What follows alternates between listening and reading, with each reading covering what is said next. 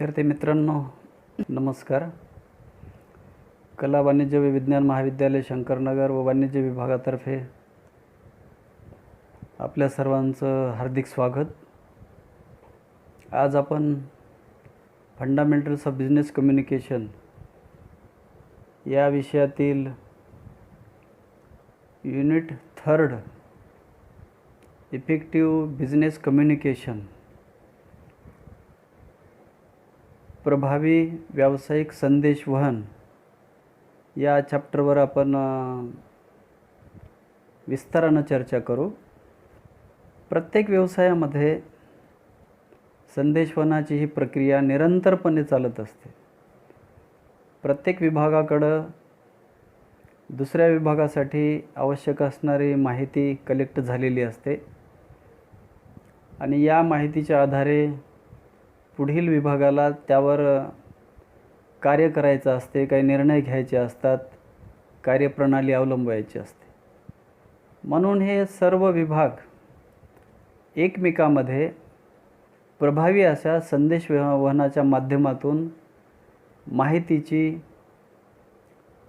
देवाणघेवाण करतात, आपल्याकडे उपलब्ध असलेला डाटा प्रसारित करतात. ही जी प्रक्रिया निरंतरपणे चालते, यामध्ये काही बाबीमुळं बाधा येते. यामध्ये कर्मचाऱ्यांवर असणारा कामाचा अतिरिक्त बोजा, संदेशवहन प्रक्रियेतील वेग, काही यांत्रिक अडचणी, त्या संघटनेमध्ये असलेले काही ताणतणाव, कर्मचाऱ्यांमध्ये असणारे काही मानसिक अडथळे, त्या व्यावसायिक संघटनेमध्ये असणारी साधने व सोयींचा अभाव, जी की प्रभावी असायला पाहिजेत ती साधनं जर त्या व्यवसाय संघटनेमध्ये उपलब्ध होत नसतील तर त्यामुळे अडथळे निर्माण होतात.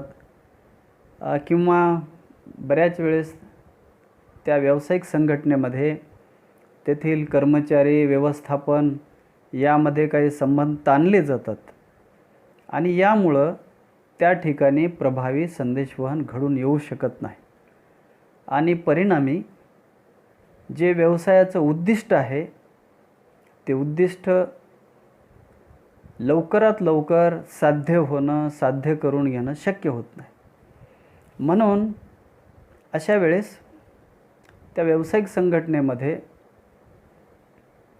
संदेशदाता व संदेश प्राप्तकर्ता ह्या दोन्ही पक्षांनी प्रभावी संदेशवहन घडून यावं म्हणून काही मार्गदर्शक प्रभावी व्यावसायिक संदेशवहनासंदर्भातली जी तत्त्व आहेत त्या तत्त्वांचा अवलंब करणं आवश्यक आहे की ज्यामुळं त्या व्यावसायिक संघटनेमध्ये संदेशवहनाची जी प्रक्रिया आहे ती प्रभावीपणे राबवणं शक्य होईल. यानंतर पाहू आपण इफेक्टिव्ह कम्युनिकेशनची व्याख्या बघू. त्यामध्ये पहिली व्याख्या आहे, त्याचा आशय असा आहे की प्रभावी संदेशवहन म्हणजे 2 किंवा त्यापेक्षा जास्त व्यक्तीमध्ये संदेशाचे यशस्वीरित्या प्रसारण, स्वीकृती व संदेश समजून घेण्याची क्रिया होय. यामध्ये प्रभावी संदेशवहनामध्ये संदेशाचं यशस्वीरित्या अतिशय जलद गतीनं प्रसारण होतं. तो संदेश प्राप्तकर्त्याकडून स्वीकारला जातो आणि तो संदेश अतिशय काळजीपूर्वक समजून घेतला जातो. त्यानंतर दुसरी व्याख्या आहे, R.W. ग्रिफिन यांनी केलेली आहे. त्याचा आशय असा आहे, प्रभावी संदेशवहन म्हणजे संदेश पाठवण्याचा असा मार्ग की ज्यामध्ये ज्या हेतूने प्रेरित होऊन संदेश पाठवला जातो तो संदेश तात्काळ जशाचा तसा संदेश प्राप्तकर्त्याला प्राप्त होणे होय. म्हणजे यामध्ये जो संदेशदात्यानं पाठवलेला आहे, ज्या हेतूनं पाठवलेला आहे तो हेतू साध्य करण्यासाठी तो संदेश अतिशय जलद गतीने प्रभावीपणे संदेश दात्यापर्यंत जाऊन पोहोचणं अपेक्षित आहे की जेणेकरून त्यावर त्याला आपली प्रतिक्रिया नोंदवता येईल. यानंतर तिसरी व्याख्या आहे, त्याचा आशय आपल्याला असा मांडता येईल, प्रभावी संदेशवहन म्हणजे संदेश प्रसारित करण्याची अशी प्रणाली आहे की ज्यामध्ये संबंधितांना तो संदेश समाधानकारकपणे प्राप्त करण्याची व त्याचे समर्पकपणे आकलन करून देण्याची हमी दिली जाते. प्रभावी संदेशवहनाच्या प्रक्रियेमध्ये अशा साधनांचा वापर केला जातो, अशा यंत्रणेचा वापर केला जातो की तो संदेश संबंधित व्यक्तीला, संबंधित विभागांना तात्काळ उपलब्ध करून दिला जातो, प्रसारित केला जातो आणि तो संदेश त्यांना समाधानकारकपणे प्राप्त होतो आणि त्यांना आकलन करणं सुलभ होतं. या दृष्टिकोनातून ही अवलंबलेली प्रभावी संदेशवहनाची प्रक्रिया असते. यानंतर आपण पुढील बाबीकडे वळू. यामध्ये आहे नीड ऑफ इफेक्टिव्ह कम्युनिकेशन. प्रभावी संदेशवहनाची गरज. एखाद्या व्यवसायामध्ये, बिझनेसमध्ये, व्यावसायिक संघटनेमध्ये प्रभावी संदेशवहनाची गरज का असते, का असावी? त्यामध्ये पहिला मुद्दा आहे इट इम्प्रूव्ह टीम बिल्डिंग.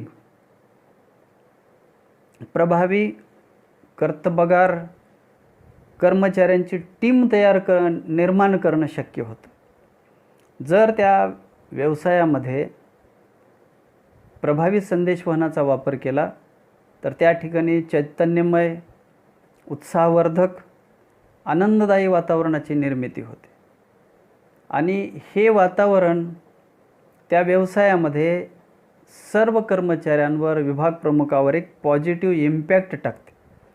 त्यामुळं त्या ठिकाणी परस्पर सहकार्याची भावना निर्माण होते आणि एक चांगली सुदृढ टीम त्या व्यवसायामध्ये निर्माण होते. हा फायदा त्या व्यवसायाला प्राप्त होतो. त्यानंतर सेकंडली आहे it boost growth of business.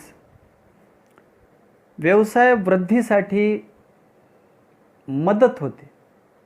जर प्रभावी संदेशवहन यंत्रणा एखाद्या व्यवसायाने राबवली तर त्या ठिकाणी व्यवसायातील अनसर्टन्टी, अनिश्चितता कमी होते, हळूहळू नाहीशी होते. कर्मचाऱ्यांच्या कामाचा वेग वाढतो. त्यांच्यामध्ये एक चांगली प्रेरणा निर्माण होते आणि परिणामी त्या व्यवसायाचा विकास झपाट्यानं होण्यास मदत होते. त्यानंतर पुढचा मुद्दा आहे इट इन्क्रीजेस इनोव्हेशन. नाविन्याचं आविष्कार त्या ठिकाणी होतं. प्रभावी संदेशवहनामुळं कर्मचाऱ्यांच्या विचारांना चालना मिळते, विचारांची कदर केली जाते. त्यांना ज्या नवनवीन आयडिया सुचतात त्या सूचनांचा, कल्पनांचा बिझनेसमध्ये प्रभावीपणे वापर करून घेता येतो. वस्तू व सेवेमध्ये नाविन्यपूर्णता आणता येते आणि परिणामी त्या वस्तूचा दर्जा सुधारतो आणि मार्केटमध्ये आपली वस्तू मोठ्या प्रमाणावर विकल्या जाऊ शकते. ग्राहकांना ती आवडायला लागते. म्हणून एखाद्या व्यावसायिक संघटनेमध्ये प्रभावी संदेशवहन यंत्रणा विकसित होणं अत्यंत आवश्यक आहे. त्यानंतर आहे इट इम्प्रूव्ह प्रोडक्टिव्हिटी. उत्पादकतेमध्ये वाढ होते, सुधारणा होते. व्यवस्थापनाला प्रभावी संदेशवहन यंत्रणेमुळं कर्मचाऱ्यातील कौशल्याचा, कल्पकतेचा परिणामकारक वापर करून घेता येतो. त्यांच्यामध्ये असलेले हे कल्पकतेचे जे गुण आहेत ते हेरता येतात आणि त्या गुणांचा वापर त्या प्रमंडळाची, व्यावसायिक संघटनेची उत्पादन क्षमता वाढवण्यासाठी करून घेता येते. आणि पर्यायानं त्या ठिकाणी त्या व्यवसायाचा विकास झपाट्यानं व्हायला मदत होते. त्यानंतर पुढचा मुद्दा आहे इट इन्क्रीजेस एफिशियन्सी. कर्मचाऱ्यांच्या कार्यक्षमतेमध्ये वाढ होते. कर्मचाऱ्यांमध्ये प्रभावी संदेश व यंत्रणा अस्तित्वात असेल, त्याचा वापर होत असेल, तर त्या प्रभावी संदेश व यंत्रणेच्या माध्यमातून संबंधिताकडून योग्य मार्गदर्शन योग्य वेळी कर्मचाऱ्यांना प्राप्त होतं. त्या यंत्रणेमध्ये, त्या व्यवसाय संघटनेमध्ये असणाऱ्या संसाधनांचा अपव्यय होत नाही. कर्मचाऱ्यांकडून कुठल्याच प्रकारच्या चुका होत नाहीत, झाल्या तरी कमी प्रमाणामध्ये होतात. म्हणजेच त्यांच्या कार्यक्षमतेमध्ये मोठ्या प्रमाणात वाढ होते. म्हणून त्या व्यावसायिक संघटनेमध्ये प्रभावी संदेशवहन यंत्रणा अस्तित्वात असणं आवश्यक आहे. त्यानंतर आहे इट इन्क्रीजेस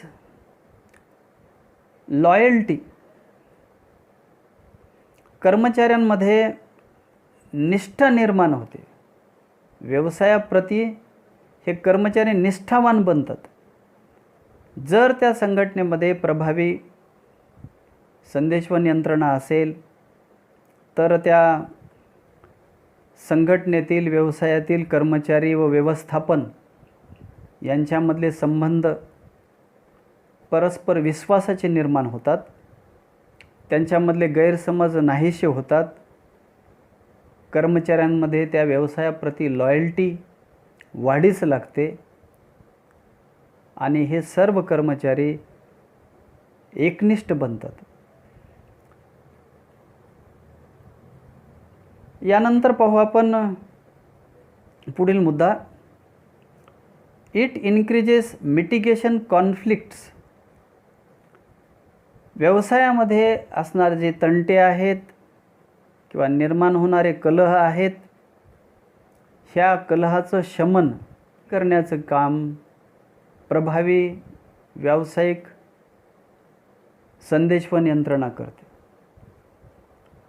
व्यावसायिक व कर्मचारी यांच्यामध्ये जर तंटे निर्माण झाले तर ती व्यावसायिक संघटना हळूहळू अधोगतीकडे वळायला लागते. पण प्रभावी संदेशवहन यंत्रणा असेल तर यांच्यामधले कलह तंटे वेळीच निपटारले जातात. त्यांच्यातले गैरसमज नाहीसे केले जातात. त्यामुळं त्या ठिकाणी खेळीमेळीचं वातावरण निर्माण होतं आणि त्या व्यवसायाची मोठ्या प्रमाणामध्ये प्रगती होते. यानंतर आहे इट इन्क्रीजेस एम्प्लॉई एंगेजमेंट. कर्मचाऱ्यांच्या वचनबद्धतेमध्ये वृद्धी होते, वाढ होते. व्यवसायामध्ये प्रभावी संदेशवहन यंत्रणा अस्तित्वात असेल, त्या व्यवस्थापकीय मंडळ आणि कर्मचाऱ्यांमध्ये विचारांची देवाणघेवाण अतिशय चांगल्या पद्धतीनं होत असेल तर त्या ठिकाणी व्यवसायाप्रती कर्मचाऱ्यांमध्ये वचनबद्धता निर्माण होते. ते एकनिष्ठ बनतात, स्वयंप्रेरित होतात आणि त्या व्यवसायाच्या ध्येयपूर्तीसाठी समर्पित होऊन कामाला लागतात. हा फायदा त्या व्यवसायाला मिळतो. त्यानंतर आहे इट रिझॉल्व प्रॉब्लेम्स. समस्यांचे निराकरण करणे. प्रमंडळामध्ये, व्यवसायामध्ये काम करत असताना अनेक समस्या निर्माण होतात, गैरसमज निर्माण होतात. त्याची वेळीच सोडवणूक करणं आवश्यक आहे आणि त्या ठिकाणी आनंददायी वातावरण निर्माण करणं आवश्यक आहे. यासाठी प्रभावी संदेशवहन यंत्रणा मदत करते आणि त्या ठिकाणी जे निर्माण झालेले काही समस्या आहेत त्या समस्या तात्काळ दूर केल्या जाऊ शकतात आणि त्या ठिकाणी मग हेल्दी वातावरण निर्माण होतं. त्यानंतर आहे इट इन्हान्स स्किल्स, कौशल्य वृद्धी होते.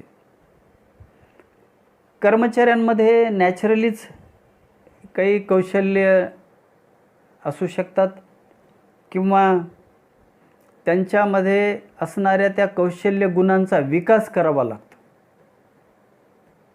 प्रभावी संदेशवहन यंत्रणा त्या ठिकाणी अस्तित्वात असेल तर त्या ठिकाणी तिथल्या व्यवस्थापकांना कर्मचाऱ्यांमध्ये असलेली बुद्धिमत्ता, त्यांचं कौशल्य, कर्तबगारी याचा शोध घेता येतो आणि त्याचा व्यवसायाच्या वृद्धीसाठी वापर करता येतो. कर्मचाऱ्यांमध्ये स्किल वाढवण्यासाठी वेगवेगळे प्रोग्राम्स अरेंज करता येतात आणि त्या माध्यमातून कर्मचाऱ्यांमधल्या कौशल्याचा विकास करता येतो. त्याचा फायदा त्या प्रमंडळामध्ये, व्यवसायामध्ये उच्च दर्जाचं मनुष्यबळ निर्माण होतं आणि त्यांच्याकडून उच्चतम कार्याची अपेक्षा त्या व्यवसायाला करता येते, त्या व्यवसायाची भरभराट या माध्यमामधून करता येते. त्यानंतर आहे इट बिल्ड्स स्ट्रॉंग रिलेशनशिप, दृढ संबंध निर्मिती करणे, त्याची वृद्धी करणे. व्यवसायामध्ये व्यवसायाअंतर्गत जसं संदेशवहन करावं लागतं त्याच पद्धतीनं व्यवसायाबाहेरील ज्या अनेक संस्था आहेत, ज्यामध्ये बँका आहेत, विमा कंपन्या आहेत, सरकारी कार्यालये आहेत, वाहतूक संघटना आहेत, राजकीय व सामाजिक नेते आहेत, यांच्याशी घनिष्ठ संबंध निर्माण करावे लागतात. वेळोवेळी त्यांच्याशी संपर्क साधावा लागतो. मग या संपर्कासाठी त्या व्यवसायामध्ये प्रभावी अशी, इफेक्टिव्ह अशी संदेशवहन यंत्रणा आवश्यक आहे की ज्यामुळे हे संबंध दृढ होऊ शकतील. यानंतर आपण पुढील पार्टकडे वळू. प्रभावी व्यावसायिक संदेशवहनाची तत्त्वे, principles of effective business communication. व्यवसायामध्ये संदेशाची देवाणघेवाण करत असताना प्रभावी संदेशवहन तत्त्वांचा, मार्गदर्शक तत्त्वांचा अवलंब करावा लागतो की ज्यामुळं संदेशवहन निर्दोषपणे चालेल, संदेशाची देवाणघेवाण निर्धोकपणे करता येईल आणि ज्यामधून संपूर्ण व्यावसायिक संघटनेमधील कर्मचाऱ्यांची कार्यक्षमता वाढवता येईल. या अनुषंगाने ह्या तत्त्वांचा अवलंब करावा लागतो. ती पुढील प्रमाणे आहेत. त्यामध्ये नंबर 1 आहे प्रिन्सिपल ऑफ क्लॅरिटी, स्पष्टतेचं तत्त्व. व्यावसायिक संघटनेमध्ये जे संदेश प्रसारित केले जातात ते संदेश समजेल अशा स्पष्ट शब्दाच्या रूपामध्ये असावेत, सुलभ भाषेमध्ये असावेत, ज्यामुळं संदेश प्राप्तकर्त्याला तो संदेश प्राप्त होईल आणि लवकरात लवकर त्याला अर्थ लावून प्रतिसाद देता येईल. यानंतर पुढचा मुद्दा आहे प्रिन्सिपल ऑफ ॲडिक्वेसी, परिपूर्णतेचं तत्त्व. संदेश पर्याप्त आकारामध्ये असावा, पुन्हा परिपूर्ण आणि अर्थपूर्ण संदेश असावा. म्हणजे पुढील व्यक्तीला तो संदेश प्राप्त झाल्यानंतर त्याला त्याचा अर्थ लावणे, ग्रहण करणे सोपं होईल. जर संदेश लांबलचक असेल, आकारानं मोठा असेल तर तो संदेश लांबलचक असल्यामुळं लोकांकडून वाचल्या जात नाही. वाचला तरी तो लक्षपूर्वक वाचला जात नाही आणि संदेश वहनामध्ये बाधा निर्माण होते. म्हणून हा संदेश परिपूर्ण असणं आवश्यक आहे आणि छोटा असणं आवश्यक आहे. यानंतर आहे प्रिन्सिपल ऑफ कन्सिस्टन्सी, सुसंगतपणाचे तत्व. व्यवसायामध्ये सातत्यानं संदेश दिले आणि घेतले जातात. संदेशवहनाची प्रक्रिया निरंतरपणे चालते. एका पाठोपाठ एक संदेश दिले जातात. म्हणजे एक संदेशाची एक मालिका निर्माण होते.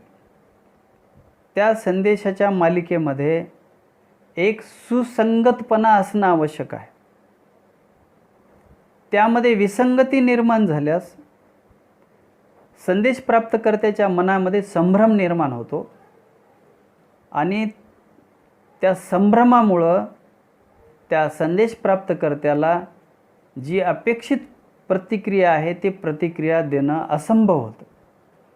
म्हणून ह्या तत्त्वाचा अवलंबसुद्धा व्यावसायिक संघटनेमध्ये होणं आवश्यक आहे. त्यानंतर आहे प्रिन्सिपल ऑफ कर्टेसी, सौजन्यपूर्णतेचं तत्त्व. व्यावसायिक संघटनेमध्ये किंवा संघटनेबाहेरील इतर संघटनांशी व्यक्तींशी संदेशवहन करत असताना संदेशातील भाषा सौजन्यपूर्ण असणं आवश्यक आहे, नम्रतापूर्ण असणं आवश्यक आहे. जर त्या संदेशामध्ये अवमानकारक भाषेचा वापर केला तर त्याचा वाईट परिणाम व्यावसायिक संघटनेवर होतो. म्हणून या तत्वानुसार संदेशामध्ये शब्दांचा वापर अतिशय जपून करणं आवश्यक आहे. योग्य त्याच शब्दांचा वापर करून सौजन्यपूर्णरित्या संदेश तयार करणं आणि प्रसारित करणं आवश्यक आहे. त्यानंतर पुढचा मुद्दा आहे प्रिन्सिपल ऑफ प्रॉपर टाईम, योग्य वेळेचे तत्त्व. संदेश एका व्यक्तीकडून दुसऱ्या व्यक्तीकडे प्रसारित होतो, परंतु हा संदेश गरजेनुसार अचूक व योग्य वेळीच प्रसारित झाला पाहिजे. संदेश प्रसारित करण्यामध्ये, पाठवण्यामध्ये जर काही उशीर झाला तर त्या व्यवसायाला जी मिळणारी जी संधी असते, प्राप्त होणारी जी संधी असते, ती संधी हातची निघून जाऊ शकते. त्याचा फटका त्या प्रमंडळाला, व्यवसायाला बसू शकतो. म्हणून त्या संधीचा, वेळेचा अचूक फायदा घेण्यासाठी प्रॉपर टाईमला संदेशाची देवाणघेवाण होणं आवश्यक आहे. यानंतर पुढचा मुद्दा आपण पाहू, प्रिन्सिपल ऑफ कंटिन्युटी, सातत्याचे तत्व. संदेशवहन ही निरंतरपणे चालणारी प्रक्रिया आहे. म्हणून या तत्वानुसार त्या व्यवसायाची गरज जशी असेल त्या पद्धतीनं संदेशवहनाची साखळी कुठेही खंडित न होऊ देता परिस्थिती अनुरूप वारंवार संदेश देणे आणि घेणे आवश्यक आहे. म्हणजे त्या व्यवसायाची प्रगती उत्तरोत्तर चांगल्या पद्धतीनं होऊ शकेल. म्हणून या तत्त्वाचा अवलंब करून सातत्यानं संदेशाची देवाणघेवाण करणं आवश्यक आहे. यानंतर पुढचं तत्त्व आहे प्रिन्सिपल ऑफ म्युच्युअल कोऑपरेशन, परस्पर सहकार्याचे तत्व. या तत्वानुसार व्यावसायिक संघटनेमध्ये व्यवस्थापन मंडळ, अधिकारी मंडळ, सर्व कर्मचारी वर्गामध्ये परस्पर सहकार्य भावना वाढीस लागणं आवश्यक आहे. म्हणून या तत्त्वाचा अवलंब करून त्या संघटनेतील ह्या विविध स्तरावरील काम करणाऱ्या व्यक्तींनी परस्पर सहकार्य निर्माण करण्यावर भर द्यावा. त्या अनुषंगानं संदेशवहन घडून आणावं. यानंतर आहे principle of proper media selection. व्यावसायिक संघटनेमध्ये संदेशवहन प्रभावीरित्या घडून येण्यासाठी संदेशवहनाची जी अनेक माध्यमं आहेत त्या माध्यमापैकी अचूक आणि आपल्या गरजेनुसार जे आवश्यक आहे त्याच साधनाची, मीडियाची निवड करणं आवश्यक आहे. आणि त्यामधून अतिशय प्रभावीपणे संदेशवहन प्रक्रिया त्या व्यवसायामध्ये राबवणं आवश्यक आहे की जेणेकरून संबंधित व्यक्तींना, विभागांना आवश्यक असणारे संदेश तात्काळ योग्य वेळी प्राप्त होतील. यानंतर आहे effective use of formal and informal communication. व्यावसायिक संघटनेमध्ये फॉर्मल आणि इनफॉर्मल कम्युनिकेशनचं नेटवर्क असतं, जाळं असतं. फॉर्मल कम्युनिकेशन हे चौकटीबद्ध असतं, त्याचा इफेक्टिव्हली वापर व्यावसायिक संघटनेमध्ये होतोच.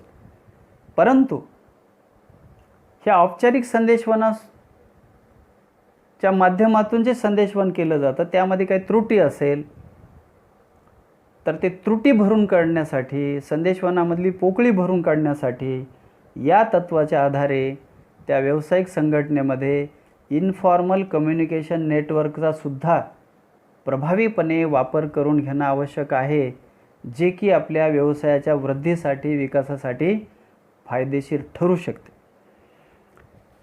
यानंतर आहे principle of effective use of communication network. प्रत्येक संघटना आपल्या व्यवसायाच्या गरजेनुसार, आकारानुसार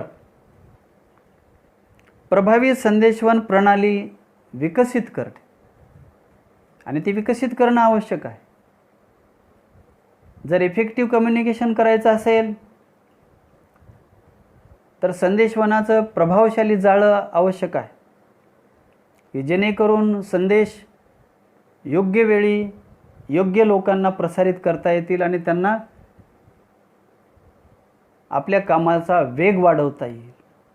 म्हणून या तत्त्वाच्या आधारे प्रत्येक व्यावसायिक संघटनेनं प्रभावी अशा कम्युनिकेशन नेटवर्कचा वापर करावा आणि तो करणं आवश्यक आहे. यानंतर पाहू आपण पुढील काही प्रभावी संदेशवहनाची तत्त्वे. त्यामध्ये आहे प्रिन्सिपल ऑफ अटेन्शन, सतर्कतेचं तत्त्व. व्यावसायिक संघटनेमध्ये कार्यरत असणारे सर्व घटक,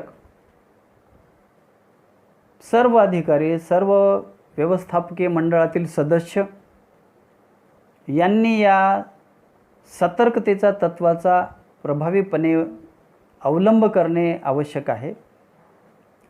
सर्वांनी सतर्क राहून संदेश ग्रहण करणे, ऐकणे आणि अचूक टाईमला प्रतिक्रिया देणे, व्यक्त करणे आवश्यक आहे.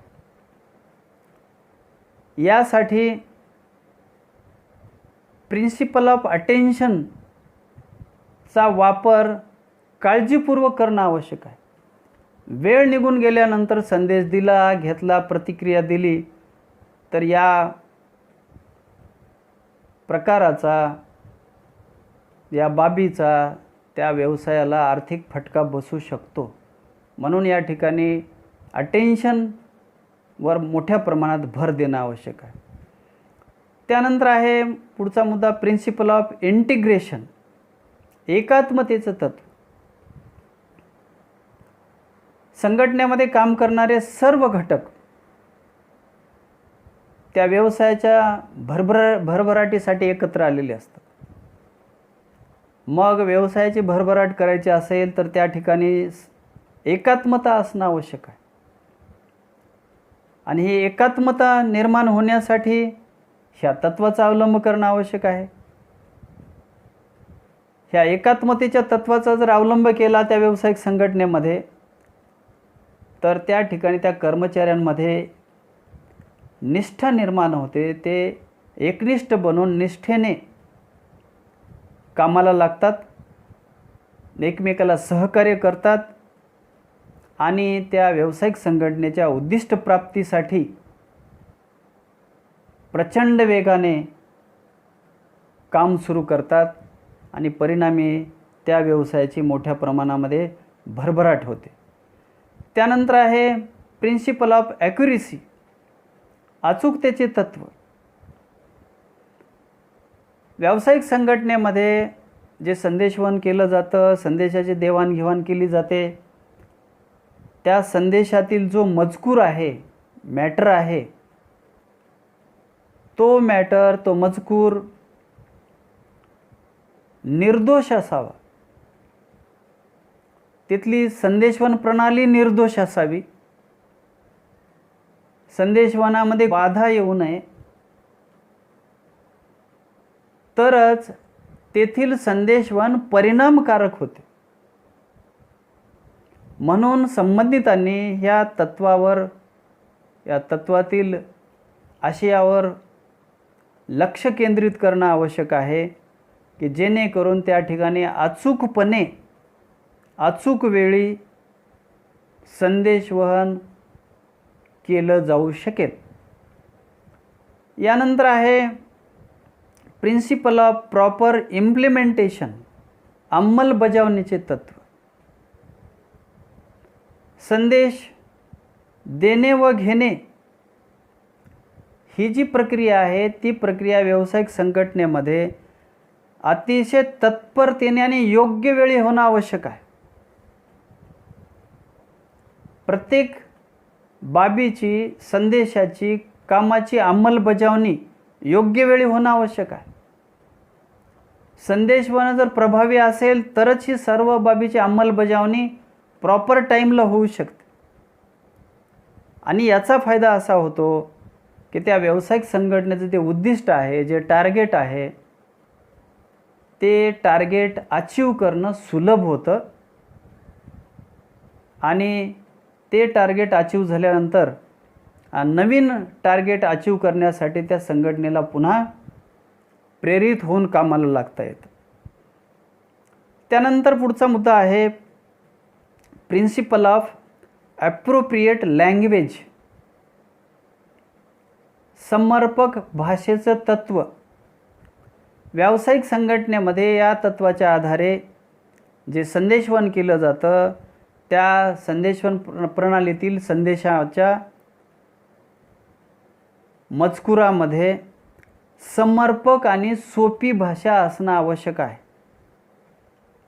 विनयशीलता त्या संदेशामध्ये असणं आवश्यक आहे की जेणेकरून तो संदेश वाचल्यानंतर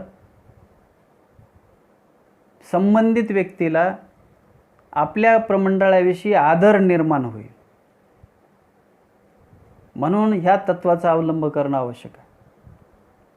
उगीचच तांत्रिक भाषेचा जर वापर केला तर तो संदेश क्लिष्ट बनतो आणि संदेश प्राप्तकर्त्याला त्याचा अर्थ लावणं दुरापास्त होतं. यानंतर आपण पुढील भागाकडे वळू. यामध्ये आहे प्रिन्सिपल ऑफ फ्लेक्झिबिलिटी, लवचिकतेचं तत्व. व्यावसायिक संघटनेमध्ये जे संदेशवहन केलं जातं त्या संदेशवहन यंत्रणेमध्ये, संदेशवहन प्रणालीमध्ये, संदेशाच्या देवाणघेवाणीमध्ये व्यवसायाच्या गरजेनुसार योग्य ते बदल करावे लागतात. म्हणजे परिस्थितीशी जुळवून घेऊन संदेशवहन करावं लागतं, तरच त्या व्यवसायाला प्रगती करता येते. म्हणून ह्या तत्वाच्या आधारे त्या व्यावसायिक संघटनेमध्ये प्रभावी संदेशवहन यंत्रणा राबवणं आवश्यक आहे. त्यानंतर आहे प्रिन्सिपल ऑफ इकॉनॉमी. यामध्ये त्या व्यावसायिक संघटनेमध्ये व्यावसायिक संदेशवहन यंत्रणा राबवत असताना जो खर्च होतो तो खर्च अनावश्यकपणे होऊ नये या बाबीवर भर दिला जातो, देणं आवश्यक आहे.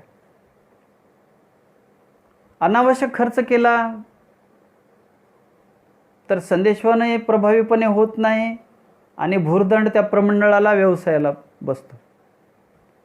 म्हणून जी अनावश्यक संदेशवहनाची साखळी आहे ती साखळी खंडित करणे या ठिकाणी आवश्यक आहे की ज्यामुळं त्या व्यावसायिक संघटनेमधील या बाबीवर होणारा खर्च आहे तो नियंत्रित होईल आणि त्याचा बेनिफिट त्या व्यावसायिक संघटनेला मिळेल.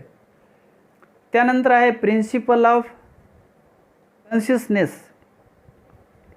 संक्षिप्ततेचं तत्व. व्यावसायिक संघटनेमध्ये जे संदेशवहन केलं जातं ते संदेश संक्षिप्त आकारामध्ये असावेत, ज्याला आपण असं म्हणू की शॉर्ट बट स्वीट असावेत.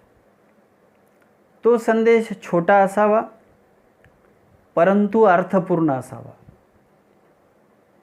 संदेशाचा आकार अवास्तव मोठा असू नये. जर संदेश मोठ्या स्वरूपात असेल तर तो वाचण्यामध्ये ऐकण्यामध्ये लोकांना रस राहत नाही.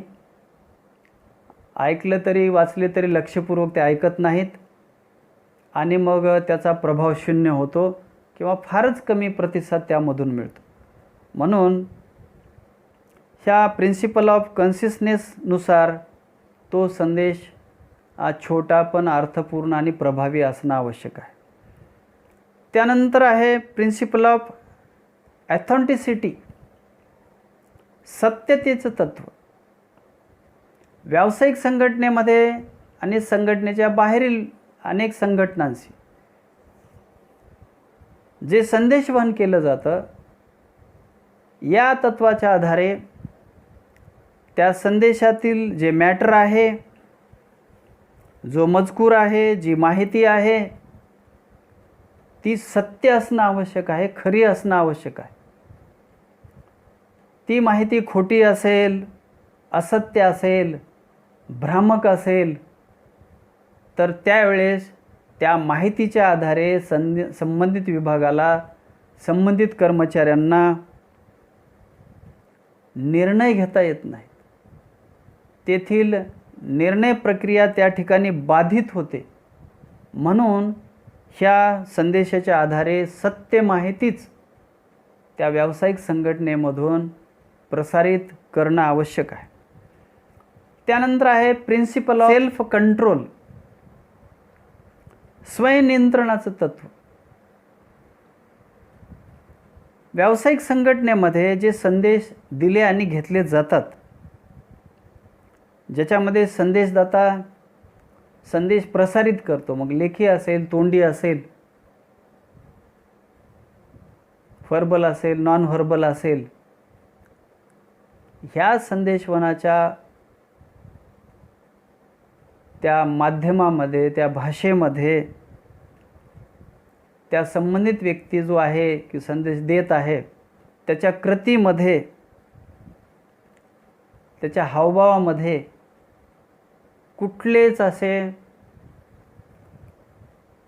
दोषपूर्ण बाबी असू नयेत. त्याची भाषा सोपी आणि साधी, नम्र असावी. त्यानं भाषेवर नियंत्रण ठेवावं, शारीरिक हावभावावर त्यांनी नियंत्रण ठेवावं.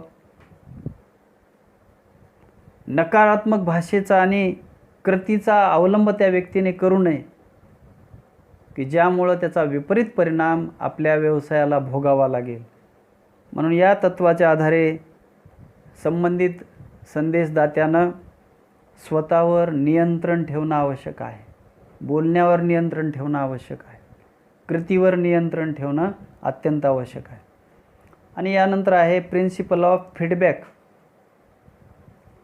प्रतिक्रियेचं तत्व. वेगवेगळ्या विभागाला संदेश दिल्यानंतर त्या संबंधित विभागांनी, तिथल्या कर्मचाऱ्यांनी त्या संदेशाला प्रत्युत्तर देणं आवश्यक आहे, प्रतिक्रिया देणं आवश्यक आहे, असं हे तत्व सांगतं. त्या संदेश प्राप्तकर्त्यानं जर अनुकूल किंवा प्रतिकूल प्रतिसाद नोंदवला तर पुढील संबंधित विभागाला त्यावर योग्य कारवाई करता येते, सुधारणा करता येते. म्हणून ह्या प्रभावी व्यावसायिक तत्वांचा व्यवसाय संघटनेमध्ये वापर करणं आवश्यक आहे की जेणेकरून ती व्यावसायिक संघटना भरभराटीस येईल, उन्नत होत जाईल. तर विद्यार्थी मित्रांनो, आपण पुन्हा भेटू. थँक्यू. Best of luck.